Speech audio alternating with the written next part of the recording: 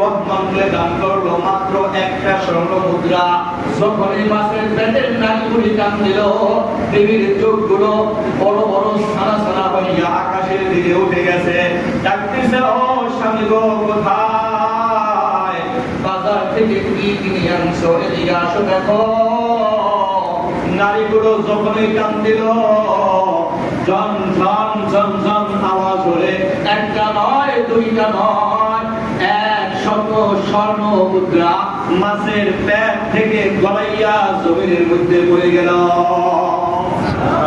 স্বপ্নের মাধ্যমে আব্দুর রহমানকে আল্লাহ কয়টা স্বর্ণ মুদ্রা দিয়েছিল? একটা।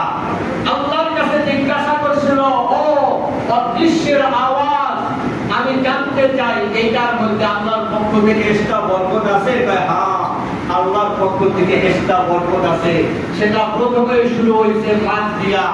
1 স্বর্ণ মুদ্রার আংশিকের বাজার যখন এই মাছ কাটলো, ওই রাতে পাওয়া স্বর্ণ মুদ্রার মতন হুবহু ওই অবিকল ওরকমই, ওই রকমই অপরূপই আল্লাহ আরো 100 স্বর্ণ মুদ্রা এক মাসের পেট থেকে বরকত প্রথমে শুরু করে দিলেন। এই হলো বাবা মার খেদমত। যুবক, বাবা মা বুড়া পাইয়া, শ্বশুর শাশুড়ি পাইয়া বাবা মাকে ঘর থেকে গাছ ডাক্তার বাই করে দাও, বাবা মার খেদমত চিল্লা না। অথচ তুমি জানো না, ওলামায়ে কেরামের জবান থেকে শুনছো, পয়গম্বর মুসার মতন পয়গম্বর, জলিল কদর একজন পয়গম্বর আল্লাহকে ডাকতেছে, আল্লাহ আমি তো তোমার একজন জলিল কদর পয়গম্বর, আমাকে তো জানতো